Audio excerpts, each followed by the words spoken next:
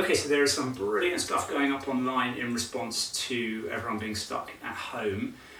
This is just an offering maybe for people who want things with a little bit less pace in them.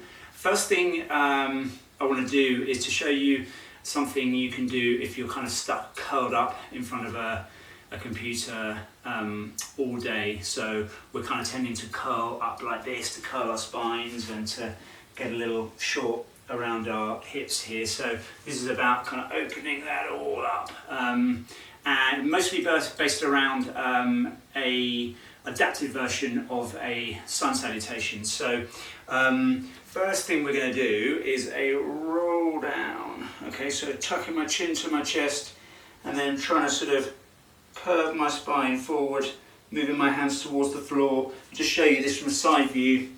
Okay, so moving my hands towards the floor. It's not about having to touch your toes, just going as low as you can here, and trying to sort of get a nice amount of curl forward in that spine. And as you get towards the bottom, not trying to push it, so it is not a contest to reach the floor. At this point, you can kind of wiggle your body left and right, and you find you can get a little bit more kind of length out of it. We're going to move from here out along the mat. So if you found that you couldn't get all the way to the floor, that's fine. Bend your knees until you can do that. So your feet are on the floor, so you've got your fingers on there, and then we're going to kind of walk out here towards a plank position.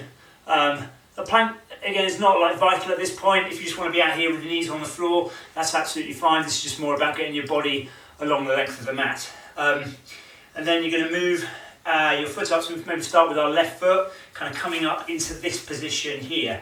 So you can do that with your foot, with your other knee on the floor, or you can do it off like this. So you can move from the plank position and move up and place that foot there.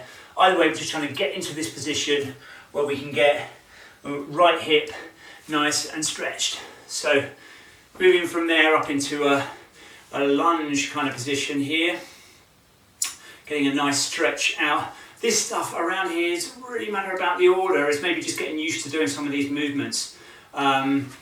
So I can go from here, I can drop down again into this position here. So now I've come forward again. It's bringing the stretch a little bit more into the back and side of my legs, a kind of old-fashioned groin stretch, if you like. Quite nice to maybe push your knee against your shoulder here. Find it's hard to see necessarily what I'm doing, but basically it'll be this movement against my shoulder, so that bit of a push there just gives you a feeling that your hip is kind of being opened up in a really nice feeling way. Okay, so then I'm pushing and now I'm relaxing, see my hip goes out. I can follow that if I want, so pushing the hip, pushing the shoulder against the hip, and then pushing the knee back there. That's nice. Okay, and then coming up here again, going to stretch my quad. So I'll show you this from the side. Got my foot hooked up there just to bring a little bit more stretch into here. So it should feel a nice stretch down the front of my quad. You'll find that your pelvic position makes quite a big difference to this. If you have your pelvis, allowing your pelvis to slip back like this, you won't really feel the stretch here. So you're going to need to just tuck that pelvis under. And as soon as I do that, right in a line down the front of my thigh, I'm feeling a stretch coming in there. Okay, so back here. Then I can bring that stretch up by lifting my arm up like that, maybe flatten my foot at the back. And that should just bring the stretch a little bit higher. Okay. Do this and then for a few seconds. With all these, I think somewhere 15, 20, 30 seconds, it depends. There are no real hard rules except, not really driving too kind of crazily into anything. Okay, so going back here, so I think we've had a good sort of stretch up around that right side, so I'm going to go back now towards that plank position, and again here I can drop my knee down and bring the foot up like this, or I can stay in the plank position and bring my foot up there. Second bit's something maybe to work to, it's a bit more challenging, but it does take a little while if you're not used to doing it. So I do the same principle here. So this time, first of all, I'm going to just look again to get this groin stretched through here and to get a little bit more spaced into my hip by working my shoulder and my knee against one another. Feels nice, feels nice. Okay, so I'm pushing, and then when I relax, then you should hopefully see that this knee pops out a little bit further, and I can chase that again and just push into it. Push the shoulder in, push the knee back against it for a few seconds, and relax, and it goes again. So again, then I'm coming up onto this quad, this thigh here. I can hook my foot just to get a little bit more stretch, and I'm being aware of that position of my pelvis to make sure I'm getting a nice firm stretch down the front of my thigh.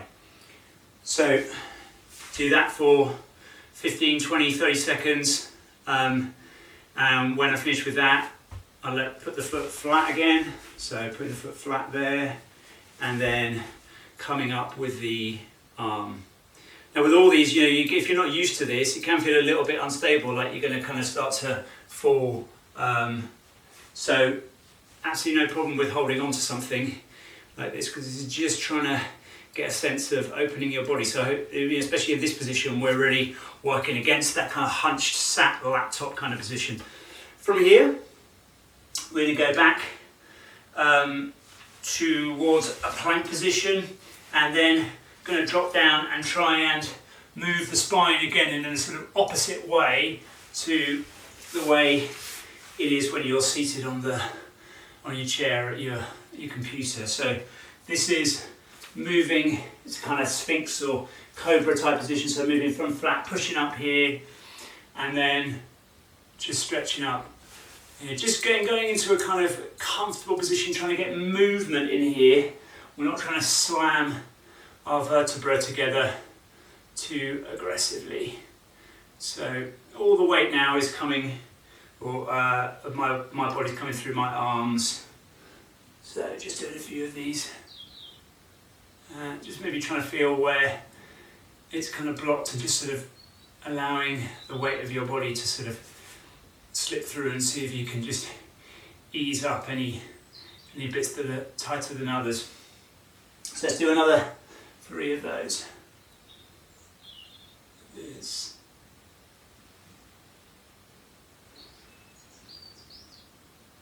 Good, okay, and then we're going to come back up and going to sort of unfurl ourselves to come back up to that first position. You should find that now it's easier to move yourself up into, or easier rather, to feel like your hands are closer to the floor. So then I'm coming up here, so trying to lift from the base of my spine here, unfurl myself, and then come back up. So that was quite a long version of doing that. I'm just going to go through it quickly again, so that you can see that it could be done. It's fine to take that amount of time, but we could do a sort of slightly quicker version, which you could do a couple of times during the day. So dropping down here, dropping down like that, coming out with the hands, moving the foot here, either as I just did or with the knee down, and then working the knee against the shoulder, working, moving from there, stretching the quad with my foot hooked here, then bringing the stretch higher up by flattening the foot, bringing the arm up, and with both of these being aware of that pelvic position. So doing that on that side, coming into the other side, so the push, shoulder, knee, stretch on the knee there, foot flat, arm up, holding if we need stability, and then moving from there up, coming back here. I didn't actually show you this in the slower version, but it's quite nice to sort of push yourself back up in reverse here, and then coming up into this position here. Great, okay, so one other thing we want to do for the kind of easing of the laptop and to get a little bit more extension into the spine is, I showed you this movement, which we can do. So this,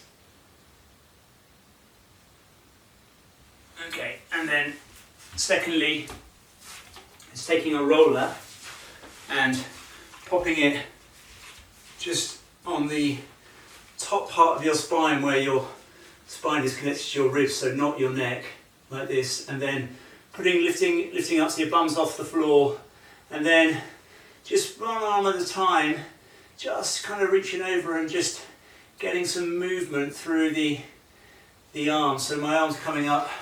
I'll show you this from the side. Here. So the arms coming up here and just working again. We're not cranking, trying to really crank the arm like this, just to get a little bit of movement in. And then you can just move the roller down again and get that movement. You could add some movement with your legs at the same time. Here. Oh, feels nice. And then similarly, here, once you've gone down a little bit further, come back up, and let's do the other arm. So that double movement here, pushing with your feet, and at the same time bringing the arm back, and then changing your position on the roller, and then moving like this. So you do that with the roller. We could do it equally with a couple of tennis balls. You can use harder balls, but it gets pretty uncomfy. So you can pop these here. These are going to be either side of my spine. Just pop them together and then lie down on them. And then similar kind of movement, basically. Just working to get that arm back over my head. And then moving on the balls.